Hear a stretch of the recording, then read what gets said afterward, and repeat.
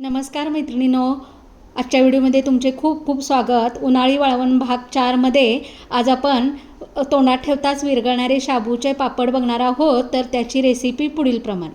ते मी या ठिकाणी या वाटीनं 3 वाट्या साबुदाणा घेतलेला आहे आणि वजनी प्रमाण म्हणाल तर अर्धा किलो आहे।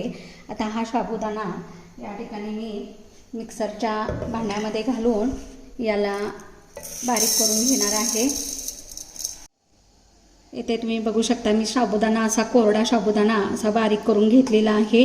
त्यानंतर या 3 वाट्या साबुदाण्याच्या तिप्पट म्हणजे 9 वाट्या पाणी मी या ठिकाणी उकळायला गॅसवर ठेवलेला आहे।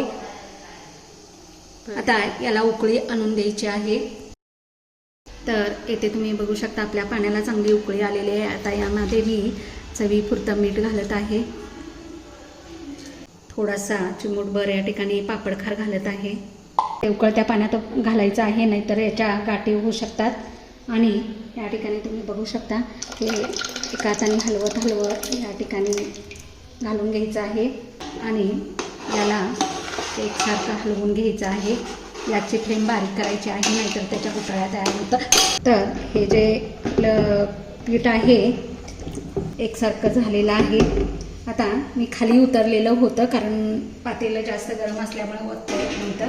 आता याला पुन्हा गॅसवर ठेवून 2 मिनिटं शिजवून घेणार आहे। शिजवत असताना याला एकसारखं ढवळत राहायचं कारण याच्या गाठी होण्याची शक्यता असते। इथे तुम्ही बघू शकता आपलं पीठ हे चटचटायला लागलेलं आहे। इथे तुम्ही बघू शकता आपलं हे पीठ साबुदाण्याचं पीठ व्यवस्थित शिजलेलं आहे।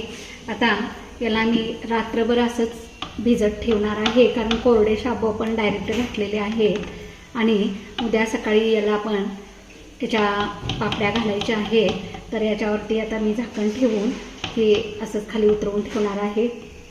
इथे जे पीठ मी रात्री शिजवून ठेवलेलं होतं त्या ठिकाणी ते पीठ असं तयार झालेलं आहे। आता या ठिकाणी याच्या आपण पापड्या करणार आहोत।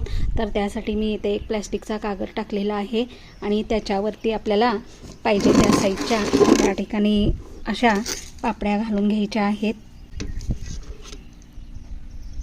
एवढं हे पीठ जेवढं पातळ असेल तेवढ्या पापड्या छान होतात।